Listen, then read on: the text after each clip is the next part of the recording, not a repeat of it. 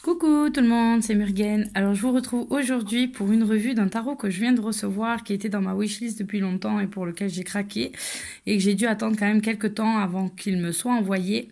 C'est le Tarot Leaves de Beth Seilonen, que je trouve très original et qui me plaît. Je l'avais trouvé justement au moment de l'automne et je trouve qu'il calait bien, mais voilà, j'ai craqué maintenant. Je me suis dit allons-y avant qu'il y soit plus. Donc il arrive, on est chez les éditions Schiffer. Il arrive dans une boîte cartonnée comme ça. Et vous avez une petite languette pour ouvrir la boîte. Voilà, un petit peu aimanté. Ça s'offre un petit peu comme un coffret à bijoux. Et donc vous avez un guidebook et votre jeu de tarot à l'intérieur. Ensuite, la boîte, elle n'a rien de particulier. C'est une boîte blanche et avec un petit carton pour bloquer les cartes pour pas qu'elles se baladent. Alors, comme d'habitude, on va regarder le guidebook en premier et on regardera les cartes par la suite. Alors, le guidebook qui nous fait un peu moins d'une centaine de pages, 95 pages, voilà. On a un petit guidebook comme ça, en anglais. Par contre, ce jeu n'existe pas en français. Et on a à l'intérieur qui est en noir et blanc. Donc on va avoir un sommaire dedans avec, on a les remerciements à qui le jeu est dédié. On va avoir une introduction sur pourquoi créer ce jeu de cette façon. Donc on apprend en fait que l'auteur fait partie du monde rural du Maine aux États-Unis et elle a grandi là-bas et en face de sa maison et notamment quand elle allait chez ses grands-parents, elle avait des arbres tout autour d'elle qui était présent comme dans une forêt en fait, et elle a toujours aimé se retrouver là-bas, regarder leurs feuilles, etc. Et donc en fait elle a créé un tarot en respectant le maximum des symboles qu'on peut connaître du tarot habituellement, pour créer avec ces arbres-là son jeu de tarot. Donc on va ensuite au guidebook passer directement aux significations des cartes. Donc vous avez les arcanes majeures avec une petite représentation en noir et blanc ici de la carte. Vous avez ce à quoi ça représente en principe la carte. Et si vous l'avez inversé, deux petits mots-clés. Et donc vous allez avoir ça pour toutes les cartes, y compris pour les arcanes mineures. Ça sera exactement la même présentation. Elle nous proposera ensuite, pour lire le tarot, deux formats de tirage. Un format à 3 cartes, où vous avez en fait en carte 1 la base de votre question, sur quoi ça se base, ce qui a mené, les influences passées qui ont amené à cette question, et en carte numéro 3 la possible résolution en fait de votre situation. Et vous avez ensuite un tirage en 7 cartes. Et ensuite, on a une conclusion et un petit mot sur l'auteur où on apprend en fait qu'elle a été un petit peu introduite dans le tarot par sa sœur et que, étant dessinatrice, etc., elle s'est beaucoup intéressée à faire une étude sur le tarot, les iconographies, les symboles. Et elle a à peu près travaillé sur 60 decks à ce jour avec des concepts et des styles différents. Donc là, c'est elle qui a créé le jeu en entier. J'ai pas regardé sur quels autres jeux elle avait travaillé aussi en collaboration ou toute seule, hein. Donc j'irai voir par curiosité. Voilà, il peut y avoir des petits jeux sur lesquels on n'avait pas trop fait attention. Alors ensuite, pour ce qui est des cartes, pourquoi elles sont tournées celles-là? Ça doit être comme ça. Vous avez la carte de présentation Schiffer. Et puis ensuite une carte de pub. Et ensuite on va passer aux cartes en elles-mêmes. Si tout me s'en va. Alors on va pouvoir regarder le dos des cartes qui avec ces jolies feuilles et ces jolies couleurs avec un cadre bleu. Et après ce sont des cartes qui sont ma foi pas très épaisses. Et voilà, vous voyez quand je fais ça, voilà. Elles se tordent un petit peu, elles sont brillantes, elles sont plastifiées un petit peu, mais voilà, elles reviennent quand même à leur place, ça a l'air pas trop mal. Pour ce qui est du format, on a un format qui est plus court sur la longueur qu'un tarot classique, on va dire. Et on va avoir quelque chose d'un petit peu... peut-être un petit peu plus large aussi. Donc on a quelque chose de plus large et plus court en longueur qu'un tarot classique au niveau du format. Mais c'est très bien aussi, c'est très très bien comme ça. Donc pour ce qui est des cartes, donc tarot de style Rider-Waite. Hein. Alors, laissez-moi récupérer mon fou. Voilà.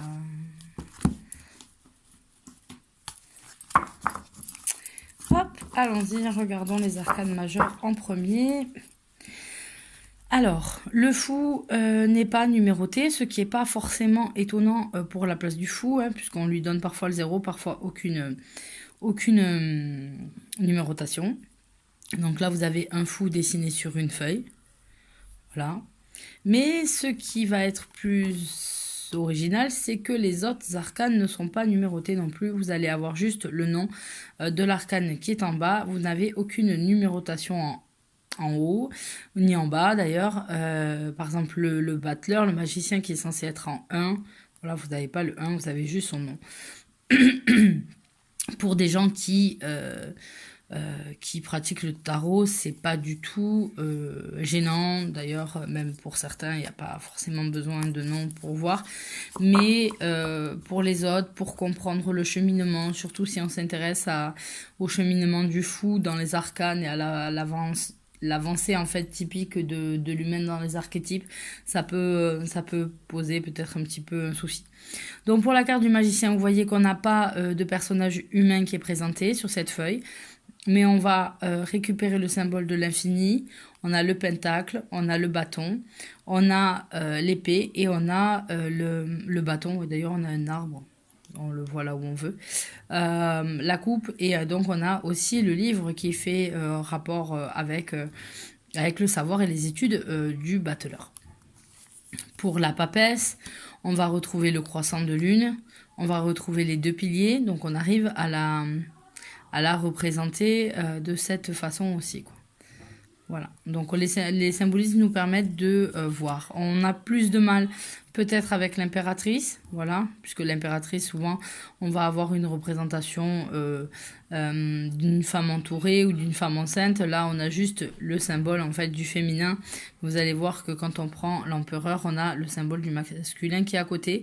Mais je trouve que l'empereur, par exemple, on le reconnaît plus que l'impératrice sur ce jeu, avec la présence du bélier, notamment. Vous avez ensuite le pape. Alors celui-là, il est plus compliqué à reconnaître par rapport à ce qu'on a d'habitude dans la représentation du pape, notamment sur le Rider-Waite.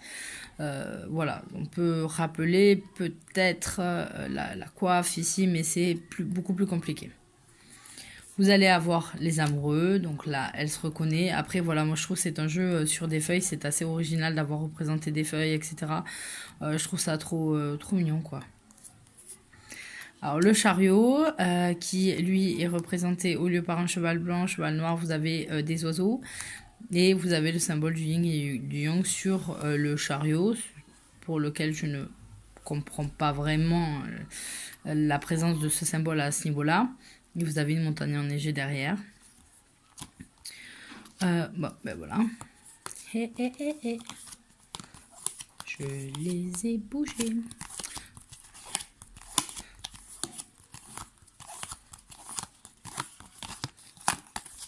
Là. On a ensuite la force où on reconnaît le lion et on a la coiffe avec l'infini ici. On a l'ermite, alors on reconnaît le barbu encapuchonné et puis donc la lanterne là c'est cette espèce de petite boule de feu. Alors je sais pas pourquoi mais moi ça me fait penser au début dans Harry Potter, Dumbledore, le barbu qui attrape avec son attrape-lumière là, tac tac tac, qui rentre dans les mains. On a ensuite la roue. On a la roue ici, donc en fait qui est représentée par une boussole. Vous avez la justice. Alors la balance, elle va se retrouver au-dessus en équilibre sur l'épée. Vous avez le pendu par les pieds, assez classique. La mort, je la trouve très très jolie, cette carte de la mort. Voilà, c'est pas une carte qui fait peur et qui survole le cimetière. C'est quoi? C'est un dragon qui dort là. Je sais pas si vous le voyez ici. Un petit dragon. Alors ensuite, on va avoir la carte de la tempérance. Là aussi, peut-être un petit peu plus compliqué à voir dans sa symbolique. On a la carte du diable où vous avez en fait le pentagramme qui est inversé, tête en bas, avec les couleurs rouges. La tour, en fait, vous avez une base de tour ici qui est dessinée, un petit peu, là vous la voyez, et la feuille qui est cassée, voilà. Et je trouve ça, ce symbole très, très, très sympa de le représenter comme ça. Vous avez ensuite l'étoile, la lumière. Alors là, vous avez le chien, le loup, et vous avez la lune qui est ici, et la rivière qu'on a. Donc, on n'est pas tout à fait dans le symbolisme traditionnel, mais on reconnaît quand même la carte. On a le soleil. Alors, le jugement, qui là est représenté par quelqu'un qui avance seul, voilà, sur le bout du chemin. En fait, disons, quelqu'un qui est en haut d'une montagne, on dirait plutôt, avec un coucher de soleil sur la mer. Voilà, c'est plutôt ça. Et ensuite, vous avez le monde avec la map monde ici, avec la représentation ici, c'est les Amériques. Et vous avez ensuite la carte de le symbole de l'infini au-dessus. Donc voilà pour les arcanes majeurs. Oh. Et pour les arcanes mineurs, elle a classé son jeu au départ. On commence pas par le 1, on commence par les cartes, les figures, les cartes de cours, où on va avoir donc là le roi de bâton. Tiens, un bâton, une souche. C'est pour ça que sur le battleur, je vous disais que c'était le bâton, alors qu'il y avait aussi une baguette présentée sur le côté. Vous avez la reine de bâton, qui elle tient un tournesol. Le cavalier et le valet représenté par une jeune enfant et le 10 de bâton. Donc voilà, là c'est plus compliqué parce que les représentations qu'elle en a fait parfois ça, on a du mal à revoir ce qu'on peut ressentir quand on est dans une inspiration assez classique d'un Rider-Waite. 9 de bâton.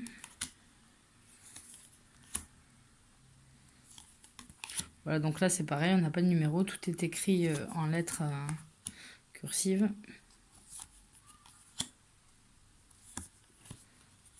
Après c'est de jolies peintures, je trouve, de jolies aquarelles qui sont faites sur ces feuilles. C'était assez original comme tarot.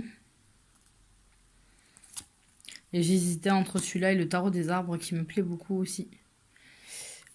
Qui un jour finira par me passer sous le nez, qui sera plus édité, mais bon.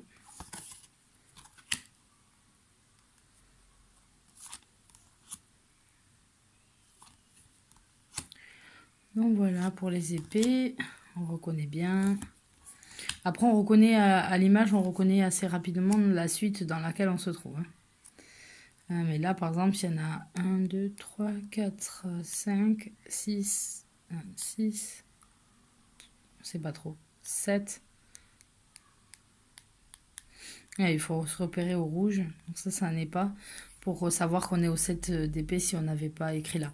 Donc c'est vrai qu'on a ce cadre-là, on peut pas le couper par exemple le cadre parce qu'on couperait les mots, mais on en a besoin pour certaines cartes quand même.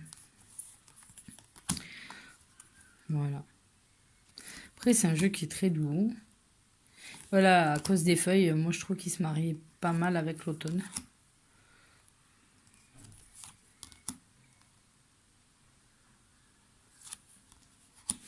Hélas. Le roi de coupe.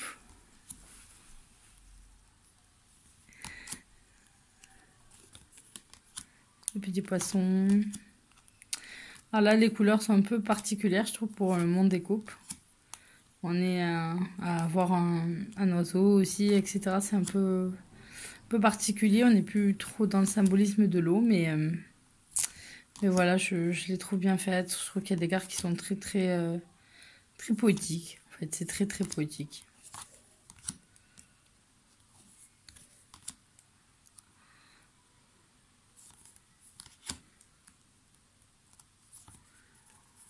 Et on finit avec les pentacles.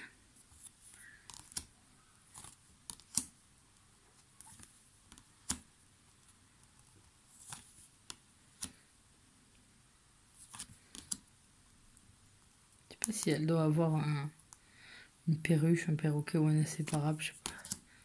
Pas très calé forcément en oiseau, mais la représenter déjà plusieurs fois.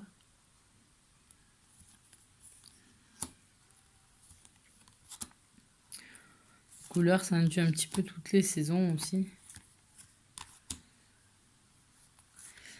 Et donc voilà, on finit avec l'as de denier. Et voilà, ils étaient classés, on va dire, c'est pas moi, c'est classé comme ça. Quand ça arrive, des cartes de cours à l'as, ce qui est... on n'a pas trop l'habitude de classer les pips comme ça. Donc voilà pour cette revue. J'espère que je vous fais découvrir un jeu que vous ne connaissiez pas. Et certains, peut-être si vous devez craquer, je pense pas que ça soit un jeu qui soit encore édité. Enfin, il est encore édité, il se trouve, hein, c'est facilement à un prix abordable. Mais peut-être que ça sera pas tout le temps. Je pense qu'on arrive sur la fin là. Donc voilà, je vous fais à tous de gros bisous et je vous dis à bientôt pour une nouvelle vidéo. Bye bye!